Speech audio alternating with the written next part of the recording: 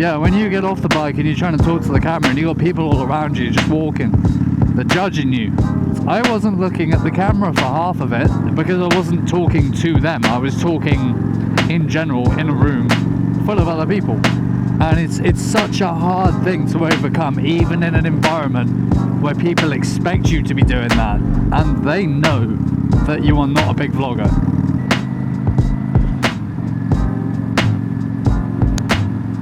Check this out. Still February. Riding weather. What is going on? How's it going, guys? Have a rider. Welcome to the channel if you're new. Welcome back if you're not. I haven't posted in a while, and that's kind of what today's video is about. Now, I haven't structured this at all. I haven't scripted. I haven't done bullet points. I just woke up this morning, had a look outside and went, yeah, looks like I can get out on the bike today. Now, normally for this kind of thing, I would vlog on Toothless, but Toothless currently needs brakes and oil and chain and spark plugs and everything because winter. Veronica, though, she's still pretty good, so I'm out on her today. My last video, I had the stock pipes on her. Got some Vance and Hines now. Oh, what a noise. Anyway, today's video, I want to talk about motovlogging, or the state of in 2026. Motovlogging is hard. You can't just throw on a camera like you used to, go out and record stuff. The motovlogging community is very, very competitive, especially with the emergence of TikTok, and you got Bike Talk, guys and girls posting thirst traps, and everyone expects you to be doing wheelies. And for the channels that just want to cruise around, make content, talk about the real stuff and show you some nice roads, all of us, we get pushed down. You don't see us because you're looking for motovloggers that are just speeding around canyons. It's made even worse depending on what country you're from. In America, where the majority of motovloggers that I watch reside, they get nice weather most of the year. So they can pump out content because they've got stuff pre-recorded from 3/4 of the year, and they can just, on a rainy day, post that content from a few months ago. In the UK, we get maybe 2-3 months of really good weather. And if you've got things like jobs, obviously, family, kids, other commitments, getting out and recording a video can be quite challenging. Because you don't always want to be recording a video, you just want to enjoy the ride sometimes. Get some music on, throw your leg over the bike and just enjoy the ride. Now, if you've got time to just throw on a camera, record a bunch of stuff and maybe do a voiceover here and there, if you're just doing raw ride POVs and things, that's great. And if that works for you, awesome. But making actual commentary content, and like how I started making my best of the biking roads in Britain, which completely flopped on the first video, I will be attempting that again. I want to do another road, have another go. Yeah, so commentary stuff gets pushed down. There are plenty of other big channels already well established doing the same things that us small timers are trying to do. So what's going to draw someone in to watch my channel when, you know, Jake the Garden Snake or someone of that caliber has made the exact same video? Maybe not deliberately, like I haven't copied them, but it's of a very similar topic. Like a test ride, for example.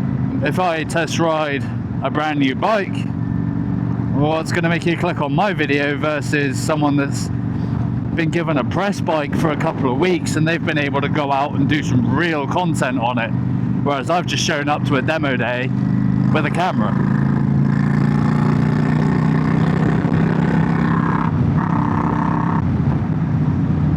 I love that corner. So I don't get much time to prepare for these demo days and test rides. I just gotta go on the manufacturer's website, pull up the spec sheet, try and memorize that, because I can't stick a post-it note to the tank on these demo bikes. And I've got to try and give you as accurate as information as I can. And sometimes that goes well, sometimes it backfires. Take my Honda Transalp video, for example. The guy I spoke to at the dealership, Honda's website, and many summary websites of the bike stated it was an excellent entry-level bike. I had a few people in the comments disagree, saying a bike with the price tag that the Transalp has is not entry-level. But I digress. So that obviously, like, I had no time to prepare, put out the video, people disagreed in the comments. It hit me quite hard. It was very disheartening, because on a couple of other videos I'd put out of the same style test rides, I had some really positive comments saying I was doing a great job, and that was great. I loved that, and thank you so much everyone who left a nice positive comment. I did take on board some of those negative comments, and I've learned from them. I've not let it affect me and quit altogether. But yeah, when you're a small channel, comments matter more. That makes it hard too. Then there's the quality of videos. If you want to be putting out cinematic videos, then it takes a while. It takes a long time to film, it takes a long time to edit. You're not just throwing a camera on your helmet and one on your bike and going for a ride. You're thinking drive-bys, you got drone shots, B-roll, all stuff that's extra steps. And if you want it to look really nice, you got to think ND filters, camera settings, color grading. That just adds more time. For one of the videos I make, the slightly higher production value ones, like the best bike and roads in Britain, I did color grade that one. I didn't spend a lot of time on it because I'm still learning color grading, but that video took me like a week, maybe more, to put out, and it was very, very tedious. The weather also plays into video quality. In the UK, we get a lot of grey, overcast days. I mean, it was sunny when I set off from home today, and it's already grey and overcast. It's really annoying. That doesn't make for great visual content. It's boring, it's grey, it's dull. People want sunshine and beautiful scenery. Well, how appealing is my route today? I've got some overcast sky, a few fields, and some houses. Boring. But again, I'm on limited time.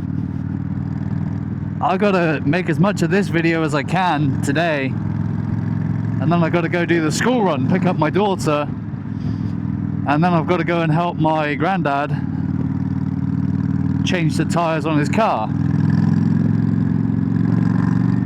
That's life getting in the way.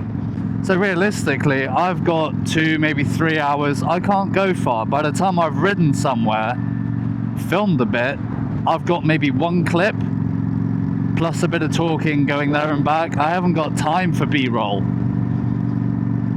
And sure, I'm having a bit of a moan, but motovlogging is nowhere close to what it used to be. The expectations are much, much higher from the viewers.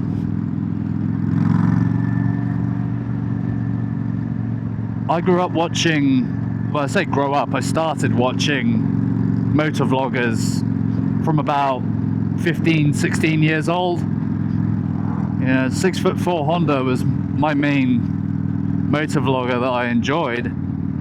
And I think at the time he had a Drift Ghost S or Ghost HD, something along those lines.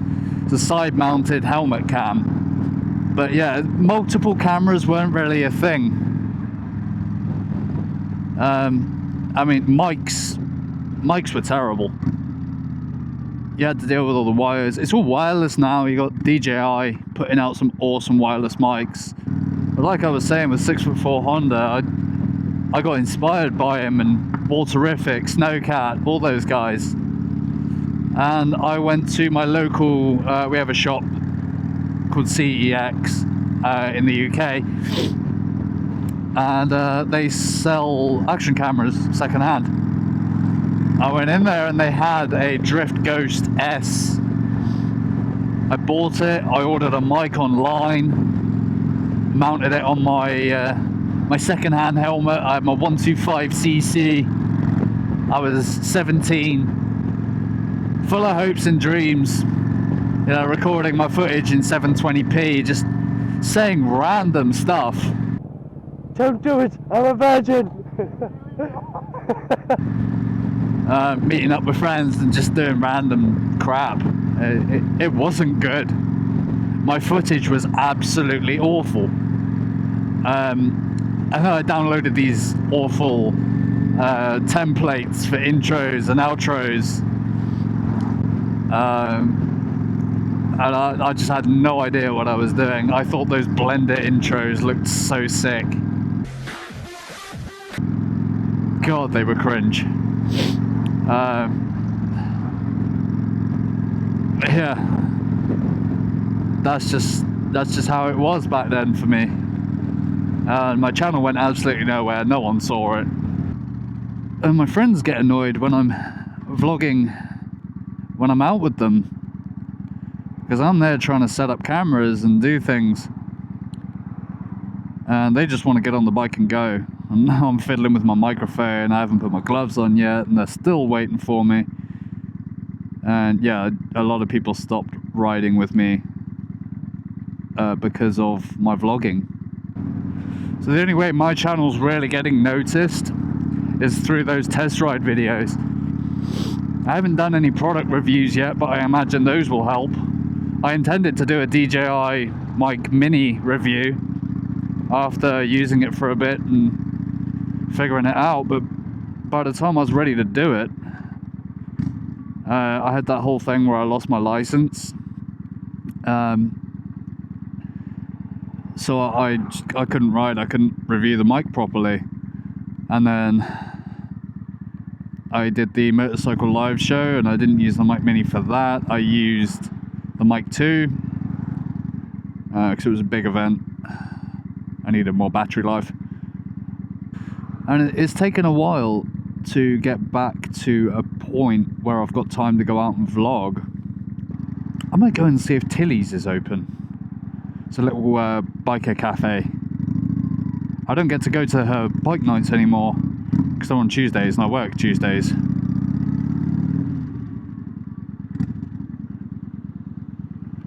And besides, I don't really want to make purely review videos and test rides and things. It's not what I want to do. I would like to do it alongside my main content, you know, review stuff that I actually use and not just get sent a bunch of stuff from sponsors and just review it because they send it to me. I want to review stuff that I actually believe in. Plus I don't really have the space to store a bunch of stuff. I don't have a garage or a shed or anything like that. I am limited. I don't even have a good studio set up in my house to do review videos. My house is built in a really weird way, and there's just no good angles. So I've got to completely rearrange one of my rooms to start doing review videos, because that is what I'll have to do to fill in the blanks of my channel, because I cannot go out and record day after day after day and get a bunch of content so that I can put it out once a week for the whole year. I just don't have time. if I were to do it over the course of a year, maybe 2, and have that backlog of content so that I can keep recording and while that stuff's getting uploaded, yeah, maybe, but I don't want to keep my channel dead for a year or 2. It's gonna kill it worse than uploading once every few months. At least doing it this way and posting shorts and TikToks, I'm keeping my channel somewhat alive.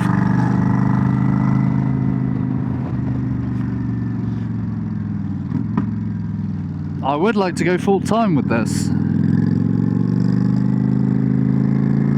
I'd love to ride bikes full time, do a bit of journalism, you know, a bit of motorcycle news, not MCN, just generally motorcycle news, like things that are going on.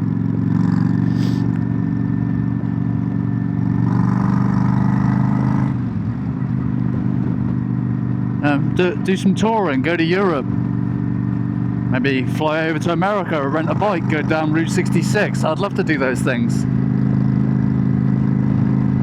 But I don't make enough in my current job where I can put that kind of money back to do that off my own back. I'm going to have to build up to it.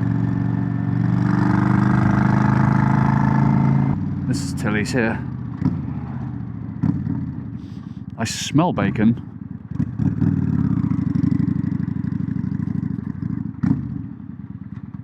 Yeah, she's open.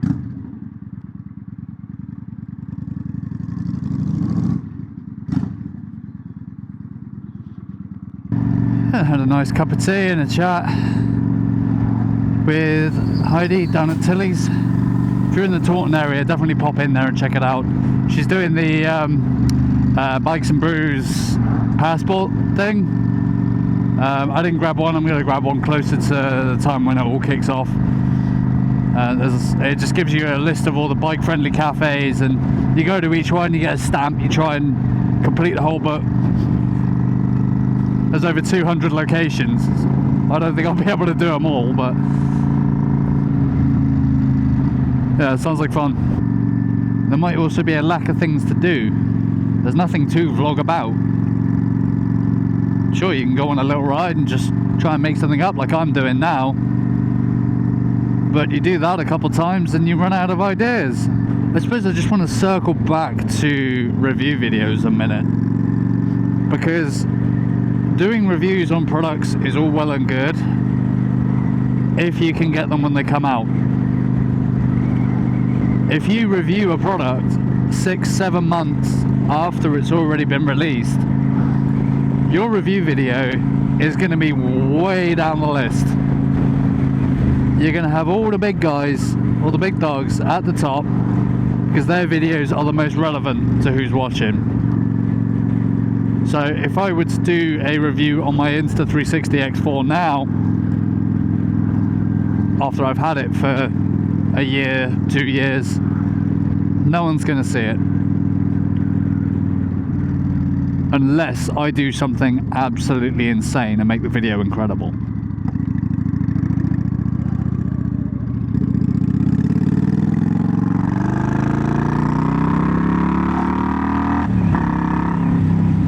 Yeah, baby.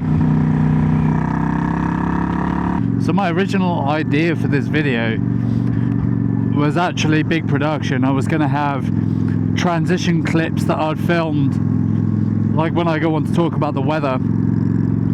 I wanted to maybe film a puddle with some raindrops on it and have the word weather kind of reflected in the puddle, and then I rode my bike through it and it just splashes and then transitions into me talking.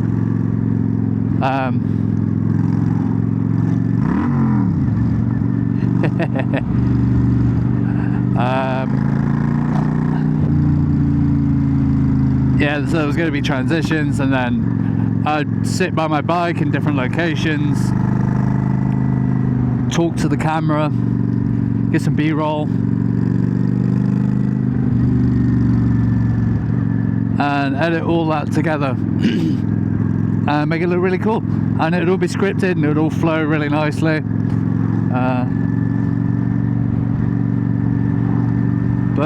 Yeah, It's all time. It's time. I want to get this video out, put something on my channel, and this is the only video I can think to make, and it just means getting on the bike and going. So I can't really do anything else. I just got to go home. So all that big production stuff, I could have filmed some B-roll at Tilly's. But there's people there. And I don't like people. Being camera shy is a big problem. I have no problems talking to my camera when I'm on the bike and I'm riding. That's easy. No one can see my face, no one knows I'm talking. It's simple. Apart from me waving my hand about, people in the car in front are probably like, what the hell is that boy doing? But yeah, when you get off the bike and you're trying to talk to the camera and you got people all around you just walking, they're judging you. They're like, why is this kid doing this? How embarrassing. What a loser. All those things are going through your head. And it's really hard to have that confidence to speak to the camera like nobody's there. Even if you go to a big event like the NEC, where I filmed myself talking on camera on those events, I wasn't looking at the camera for half of it. I was kind of looking around at all the people going past, and I think that's half of the reason that video didn't do very well. Motor really impressing me. I probably wouldn't have bought another Chinese bike until now. There were people watching it just to see what was at the show, but no one was engaging with what I was saying, the things I was doing, because I wasn't talking to them. I was talking in general in a room full of other people, and it's such a hard thing to overcome, even in an environment where people expect you to be doing that. Because at the back of your mind, when you're starting off and you haven't got a press pass, people see you filming and they know that you are not a big vlogger. They have no idea who you are. Brands won't talk to you. They haven't got time. And the only brands that want to sponsor you are the little ones that are selling Chinese crap on Temu. Like if you do bike content on TikTok, you'll understand. Eventually you get these companies messaging you, asking you to sell stuff on TikTok shop. I opened up a profile on it. I was like, yeah, I'm only gonna promote things that I truly believe in. I've requested samples of stuff that I think I want to try, and no one gets back to me. No one's offering me products that I actually want to try, so I'll have to buy the products, and then I find out the products are crap anyway. So I don't want to review them. So I've got a TikTok shop page with a few things on it, and I haven't done any ads. I'm not earning revenue off of it. And it's all just Chinese made junk. Not all Chinese made stuff is crap, but the stuff that is on things like Temu, AliExpress, TikTok shop, it's all crap. With the exception of a few bits and pieces. And that just about wraps up today's video. Thank you so much for watching, and I hope I'll see you in the next one.